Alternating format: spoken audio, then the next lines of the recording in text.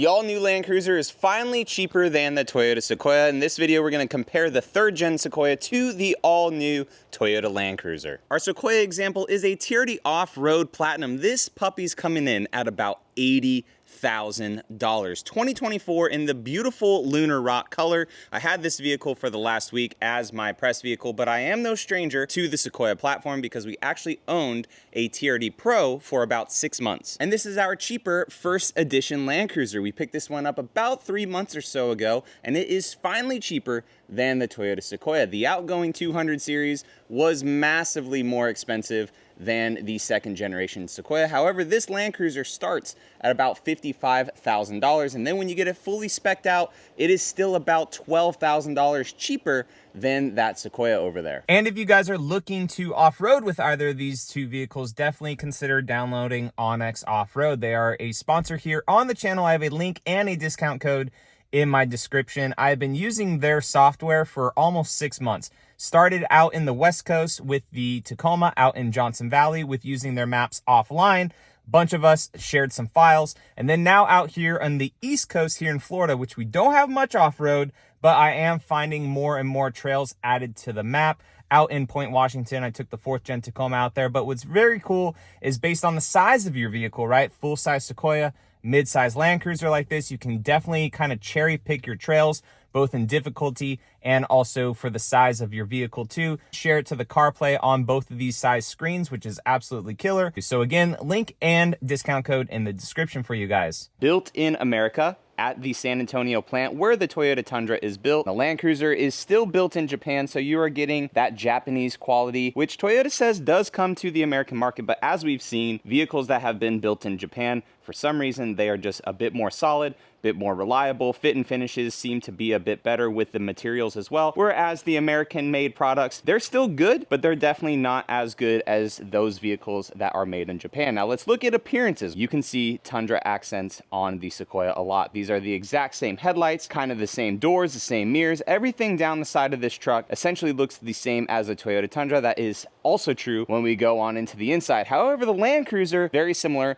to the Lexus GX, but aside from that, the exterior and interior is very, very on its own, which I do appreciate, and that is a point for me for the Land Cruiser. As for size-wise, the Land Cruiser is going to be a tad bit smaller than the Sequoia. I would say this is like borderline mid-size to full-size SUV, whereas the Sequoia over here, it is definitely a full-size SUV. I do wish, though, that Toyota would give us an XL version just to fix some of the issues that we have going on in the back seats. And you could tell here that we have a bit more ground clearance on the Land Cruiser. It is a standard all-wheel drive system, center locking diff and rear locking diff.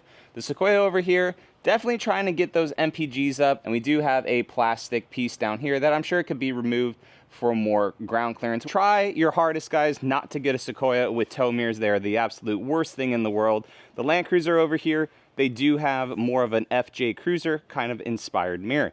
You could tell with our window right here that the Land Cruiser is somewhat more upright than the Sequoia. The Sequoia definitely has a low raked windshield. It is super low raked compared to the Land Cruiser. And as we come to the back, this is where things definitely get a bit different. Kind of got this ugly bump right here for the tow hitch, whereas over here on the Sequoia, I actually like the rear end of the Sequoia a lot.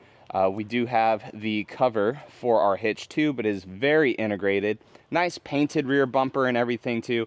I really like the design, honestly, of the Sequoia. The Land Cruiser, I do like the heritageness of it, but I do wish that this part of my bumper was at least painted. Just too much plastic, honestly, for the price of the vehicle. This video, like I said, it's pretty much the top of the line. You have the capstone above this, but really they seem the same kind of on the inside, aside from some materials. And then this first edition, which is the top of the line for the Land Cruiser. However, if you got a Land Cruiser premium grade, you're gonna have a lot of the same similar features of this one. But we have soft touch all on the doors, nice hard plastic materials. Yes, it is plastic, but just the feel of it feels better. Like this, even though it wobbles just a little bit, right? Most modern cars do. It just feels like a thicker type of plastic. We have rock rails on it. We have nice leather seats as well, fully adjustable right here. We also have the leg extension, which can pull out, but nice heated, ventilated, very, very soft.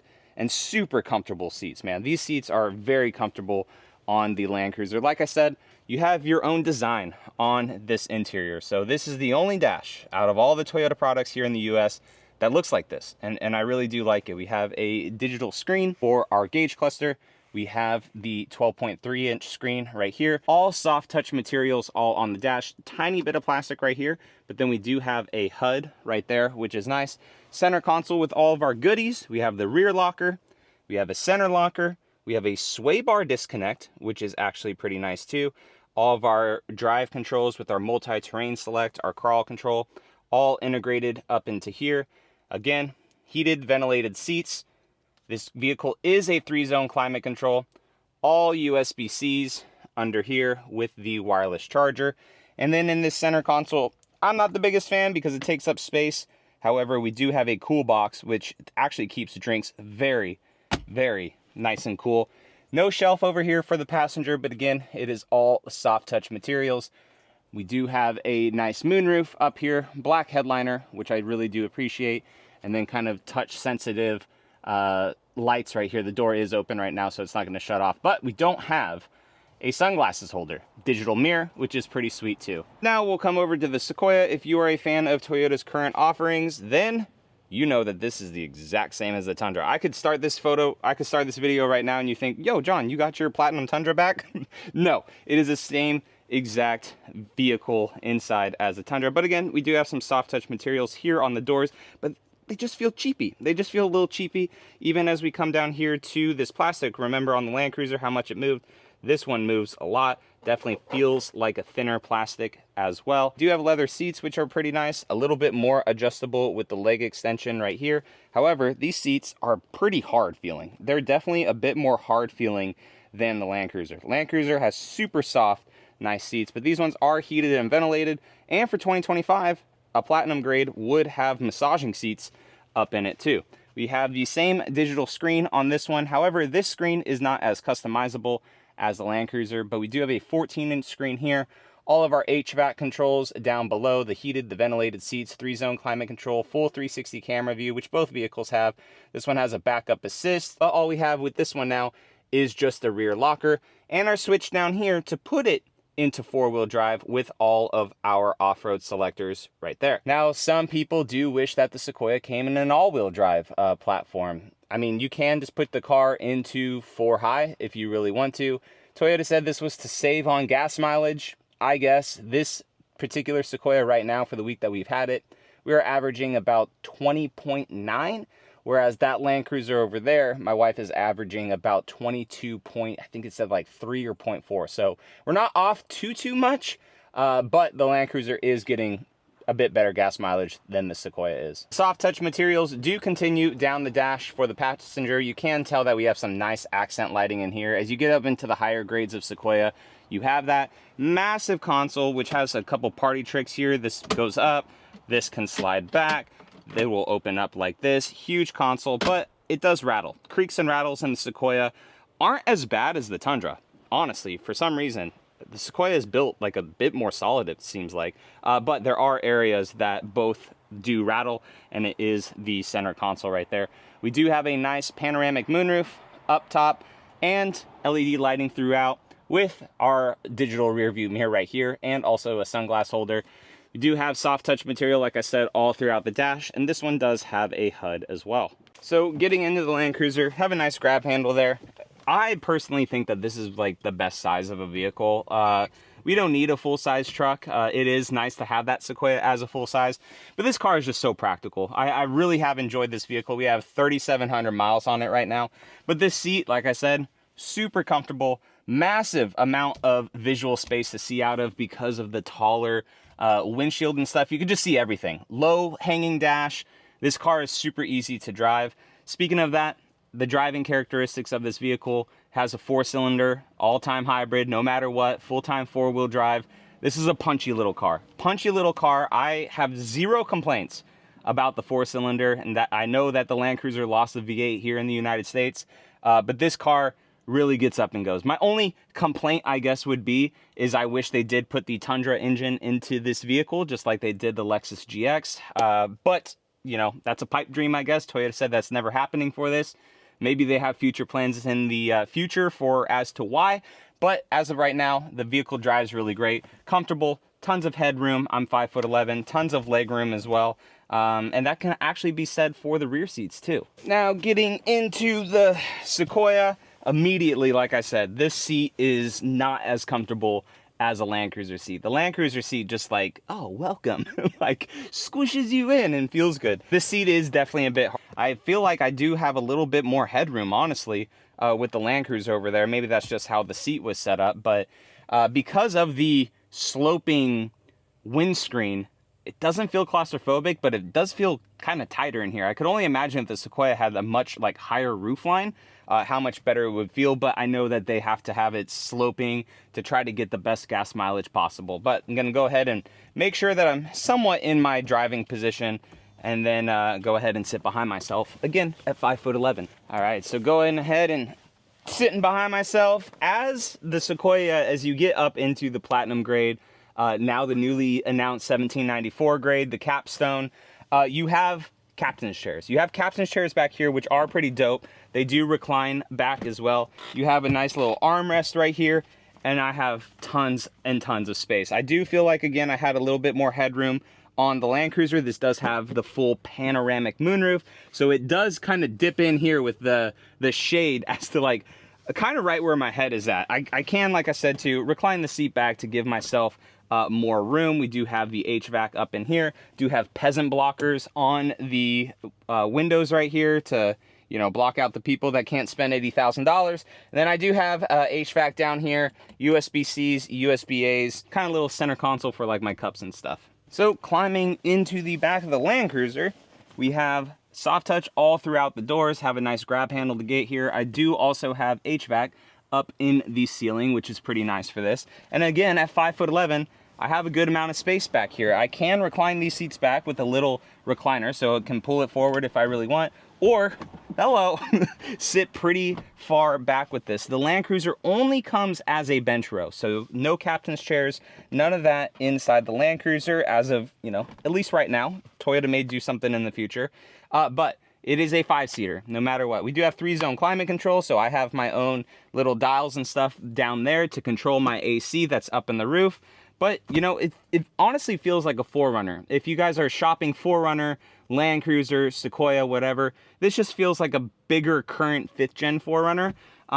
With ties of the Sequoia as well, because, like I said, it's a mid-size SUV, but like it's kind of bigger in certain parts, so it's almost bridging that gap of the mid-size and the full-size, but it does have a good amount of space back here. But now the big thing is going to be this, right? Because the Sequoia has a rear seat, whereas the Land Cruiser does not. So if you are to put other occupants into the back of the Sequoia, you totally can. I have full videos of me sitting back here and everything. At 5'11", it's decent, right? Because the seat can slide forward and back, which is very nice. You do have your USB-Cs right over here on the side, cup holders and all that stuff too. We do have kind of an automatic reclining, like if we do need to bring this seat forward, we can bring it forward, or we can go back with it too. It's yelling at me, but it is a one-touch and kind of automatic, which is nice. And you can see that the seats do fold somewhat flat. However, that is kind of an issue as we go to the back cargo area.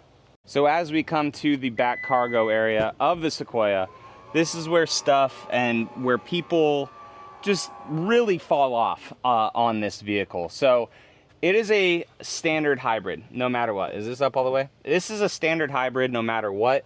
That is the Achilles heel, I think, of the Sequoia. Great amount of power, okay gas mileage, right? But the battery packs literally sit right under here. They went to a solid axle as well, bringing a lot of stuff up. The battery packs sit, so now these seats sit on top of those battery packs, meaning that if the shelf wasn't here so you guys could get a better visual, right? This is how high, no matter what, these seats sit up. And again, like I said, you can slide these seats forward to give yourself a little bit of more cargo room. But Toyota needs to do a couple things. One, go to lithium batteries, make it super small, put them somewhere else, right? Two, offer a only 2-row option Sequoia, like they do for the Land Cruiser. Three, make an XL version. Put all this stuff wherever it needs to go. extend this thing like freaking a foot or something like that, like a Suburban competitor, a Yukon XL, a Expedition XL, whatever. If there's a market for it, which there's a lot of people complaining, right? Because of this, people aren't buying the Sequoia. I know it's a low volume vehicle, but people aren't buying the Sequoia because they say, hey, I went to check it out. That rear seat space, total deal breaker for me. So they have, you know, somewhat thought it out with, like I said, this little shelf, right? It wasn't an afterthought, but it was one of the last things that they kind of did when I was reviewing this vehicle. When they launched it, they're like, hey, we could do a shelf to kind of give us like a somewhat flatter load floor. But again, still, you're having to lift stuff up pretty high to put it up here. It's not ideal. Toyota probably heard those gripes and complaints, which is why for the Land Cruiser over here, they just completely omitted even attempting to do a third row. And over here on the Land Cruiser, keep in mind, both vehicles, the window only pops open. It does not roll down. I have to lift this up a little bit more because we have it set for our garage. But this seems to go up a little bit higher, it seems, than the Sequoia over there. But you'll tell, no rear seats back here, right? Because again, the hybrid batteries, they just sit right here. We do have some nice storage, which is cool. So like they thought that out. We still do have cup holders, ironically, because this Prado overseas has a third row because some models don't have a hybrid. They have a freaking diesel, which is pretty cool. And they also just have the 2.4 turbo, which we're about to look at with the non-hybrid system. But tons of space here on the Land Cruiser. Again, very high roof line. This is close to about 32 inches or so from here to here. But good amount of space back here. They, like I said, just completely omitted the whole third row. We may get that in the future if Toyota moves some stuff around, different types of batteries potentially.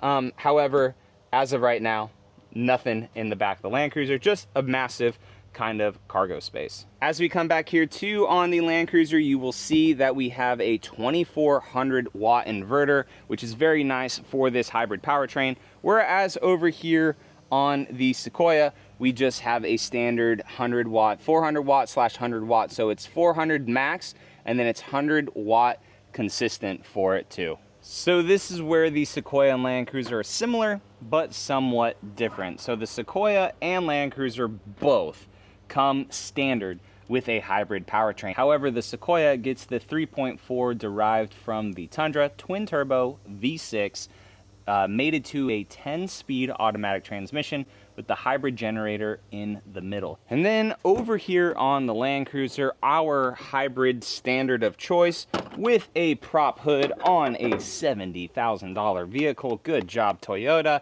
is a 2.4 liter turbocharged 4-cylinder mated to an 8-speed transmission versus a 10-speed, but I do think that the 8-speed was the better choice for this and also the Tacoma. This has such a lower peak torque at 1700 RPMs. You get to the max torque of 465. I do remember that for this Land Cruiser. It's always super punchy. It's always almost in the torque band. The 8-speed transmission pairs with this engine very, very well. When I'm driving that Sequoia over there, and also like the Tundra sometimes, it feels like, it's not that it's laggish, but it kind of has to like shift through a couple gears to figure out what you're really trying to do. This one always seems to know like, hey, we're about to punch, we're about to just drive casually. This one, it's better to drive. It's honestly better to drive even though it's a smaller engine, less horsepower and torque. I get that, but for some reason this 2.4 in both the Tacoma platform versus Tundra, this Land Cruiser platform versus Sequoia, and I'm sure the new 4Runner coming out too, for some reason, it just feels like a better driving vehicle. We are able to tow upwards of 6,000 pounds with the Land Cruiser. I don't know if I ever would tow that much. I'd probably be safer around the 4,000 to 5,000 mark. But you're also able to get better gas mileage too. This one topping out at on the highway at about 25 miles per gallon. But Toyota, put some freaking struts on this thing, man. So now, of course, are there other things to compare this versus that? Yes, there is. You can go on Toyota's website, build out a Sequoia, build out a Land Cruiser if you want.